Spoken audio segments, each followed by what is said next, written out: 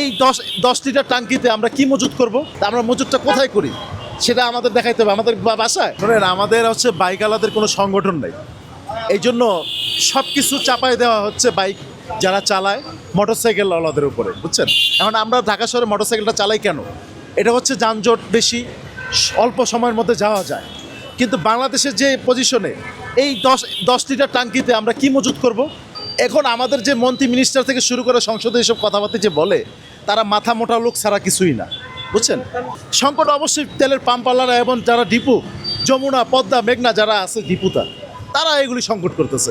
আমাদের বাইকওয়ালারা, আমরা বাইক চালাচ্ছি, আমাদের যদি অনেক আর্থিক অবস্থা ভালোই থাকতো আমরা তো প্রাইভেট চালাইতাম, তাই না? তো আমাদের 10 লিটার তেলই সর্বোচ্চ থাকতে পারে আমাদের বাইকে, অথচ আমার বাইকে তো কোনো তেলই নেই, ঠিক আছে। সে তারা বলে আমরা অনেকে মজুত করি, তা আমরা মজুতটা কোথায় করি সেটা আমাদের দেখাইতে হবে আমাদের বাসায়।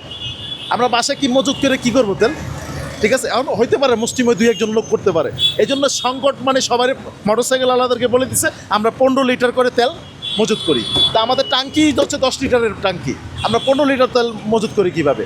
আসলে তারা ঝামেলা করবে, তারা সংকট তৈরি করবে আর আমাদের উপরে চাপাই দিবে, বুঝছেন। এটাই হচ্ছে সমস্যা, আর কিছুই না।